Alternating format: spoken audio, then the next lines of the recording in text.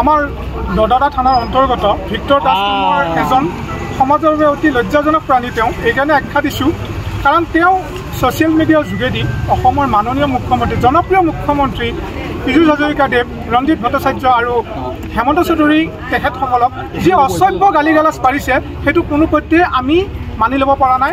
আৰু অসমৰ প্ৰতিজন ব্যক্তিৰে হৃদয়ত হিমন্ত বিশ্ব শৰ্মা আৰু তেওঁৰ বিষয়ে যেতিয়া এনেকুৱা ধৰণৰ মন্তব্য তেওঁ দিব, গতিকে তেওঁক আমি ক্ষমা কৰাটো বিচৰা নাই। আৰু তেওঁৰ বিৰুদ্ধে আইনী প্ৰক্ৰিয়া ল'বৰ কাৰণে আজি আমি উত্তৰ গুৱাহাটীৰ সমূহ বিজেপি কৰ্মীবৃন্দই তেখেতৰ এগেইনষ্টত এখন এফআইআৰ দাখিল কৰোঁ। ইয়াৰ লগতে মুছলমান সম্প্ৰদায়ক তেওঁ একচুৱেলি চাবলৈ গ'লে তেওঁ এটা কৰিছে, হেয় কৰিছে। কাৰণ তেওঁ এজন মদ খাই লৈ তেওঁ যেতিয়া মুছলমান ধৰ্ম গ্ৰহণ কৰিম বুলি কৈছে, এজন মদাহী মানুহ কেনেকৈ মুছলমান হ'ব পাৰে? প্ৰকৃত মানুহ এজনটো কেতিয়াও মুছলমান মানুহ এজনে কেতিয়াও মদপান নকৰে। গতিকে তেওঁ মুছলমান সমাজক, হিন্দু সমাজৰ লগতে মুছলমান সমাজকো তেওঁ অতি লজ্জানত কৰিছে। সেয়েহে তেওঁ কঠোৰৰ পৰা কঠোৰতম শাস্তি দিব লাগে।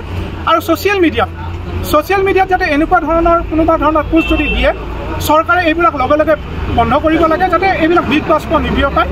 আৰু ইয়াৰ উপৰিও আমি মুখ্যমন্ত্ৰী মহোদয়কো অনুৰোধ জনাইছোঁ যাতে অতি শীঘ্ৰে তেওঁৰ এগেইনষ্টত আটাইতকৈ দৃষ্টান্তমূলক শাস্তি দি তেখেতক গ্ৰেপ্তাৰ কৰি জেল হাজতলৈ প্ৰেৰণ কৰিব লাগে।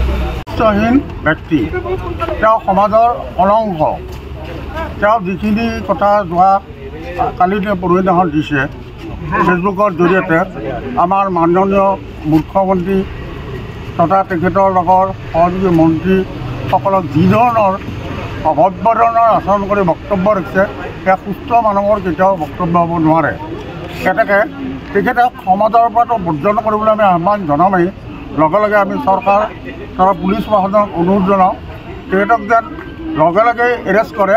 আৰু লগে লগে এৰেষ্ট কৰাই নহয়, তেওঁক 3rd ডিগ্ৰী পৰ্যন্ত দি ইলেক্ট্ৰিক শ্বক দি তেখেতক এনেকুৱা শাস্তি দিয়ে যেন ভৱিষ্যতে তেখেতে এনেকুৱা কোনো কথা ক'বলৈ সাহস কৰিব নোৱাৰে বা অন্তৰৰ পৰা ওলাবই নোৱাৰে। এনেকুৱা এটা শাস্তি দিবলৈ আমি অনুৰোধ জনাওঁ।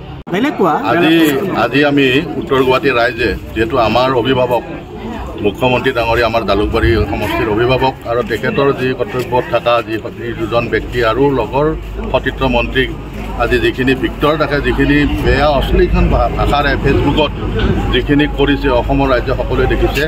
এনেকুৱা ব্যক্তিৰ কাৰণে আমি সচেতন ৰাইজ আমি ওলাই আহিছোঁ। ওলাই আহি আজি ভিক্টৰ দাসৰ এৰেষ্টৰ দাবী জনাই আমি উত্তৰ গুৱাহাটী থানাত এখন এজাহাৰ দাখিল কৰিছোঁ। এই এজাহাৰ মানে চৰকাৰী পুলিচ প্ৰশাসনে যিটো ব্যৱস্থা লয় যাতে এনেকুৱা ব্যক্তিয়ে যাতে সমাজত বিশৃংখল সৃষ্টি কৰিব নোৱাৰে, তাৰ কাৰণে আমি সচেতন ৰাইজ ওলাই আহি ভিক্টৰ দাসৰ নামত আজি এখন আমি এজাহাৰ দিছোঁ। খবৰ মানে এনি লাইভ 24/7 আৰু এনি লাইভ ডিজিটেল। যিকোনো খবৰৰ বাবে যোগাযোগ কৰক 9387734920 আমাৰ এই নম্বৰত।